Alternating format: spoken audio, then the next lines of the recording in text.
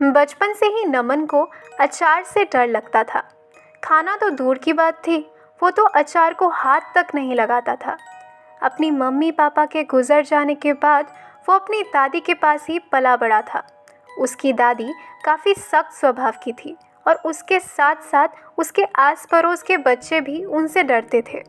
उसकी दादी store room में अचार बनाकर रख देती और कुछ खाने से पहले उसे बोतल से अचार निकाल कर लाने भेजती। उसे अचार का कॉन्सेप्ट ही पसंद नहीं था। इतनी सारी बोतलें, सब में ऊपर तक भरा हुआ सामान, जिनमें कभी तो जान रही होंगी, कभी तो वो ताज़ी रही होंगी, और आज वो सिकुड़ी हुई पड़ी थी चिपचिपे तरल पदार्थ के नीचे। वो जितना इस बारे में सोचता उसे ये उतना घिनौना लगता, मगर किसी तरह साहस जुटाकर वो हमेशा अचार लेकर दादी को दे आता, क्योंकि अगर कभी उसे ज़्यादा समय लग जाता उसकी दादी पीछे से उसे आवाज़ लगाती, कहाँ है? अगर और 2 मिनट में यहाँ नहीं आया तो तेरा अचार बना दूंगी। अब थी तो उसकी दादी डरावनी, इसीलिए दूसरों का डरना भी बनता था, मगर ये अचार का डर ये और किसी को नहीं था। तो उसे ये सब इतना अजीब क्यों लगता था?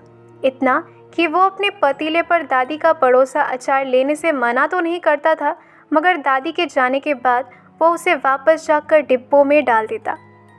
कई साल बीत गए, वो शादी करके अलग रहने लगा, मगर उसका ये डर वैसे का वैसा ही था। जब भी उसकी पत्नी निशा उसे खाने के साथ अचार लेने की बात करती, वो डर से कांपने लगता। निशा थोड़ा हंसकर उसे गले लगा लेती। So cute. एक दिन अकेले रहते रहते दादी चल बसी। अब उस पुराने घर की देखरेख करने वाला कोई भी मौजूद नहीं था, तो वो दोनों मिलकर घर को बेचने का डिसीजन लेते हैं। बेचने से पहले उन्हें घर की साफ सफाई और मरम्मत वगैरह करवानी थी, तो एक रोज़ दोनों वहाँ चले जाते हैं। इतने सालों बाद वापस यहाँ आकर सब कुछ देखना नमन के लिए आसान नहीं था।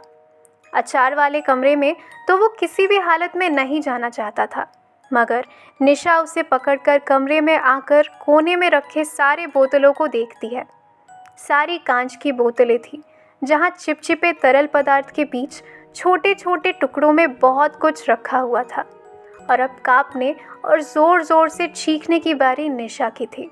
और आज इतने सालों बाद जो धुंधली यादें, जो धुंधले सवाल नमन के मन में गड़े हुए थे, वो सारे धीरे धीरे साफ नज़र आने लगे थे कि कैसे उसके माता पिता के मरने के बाद उनका अंतिम संस्कार नहीं हुआ, कैसे उनकी लाश अचानक ही गायब हो गई थी, कैसे उन बोतलों में अजीब सी बदबू आती रहती थी, और कैसे कभी कभी उसे लगता था कि अचार में जो भी था वो मांस के साथ मिलता जुलता था।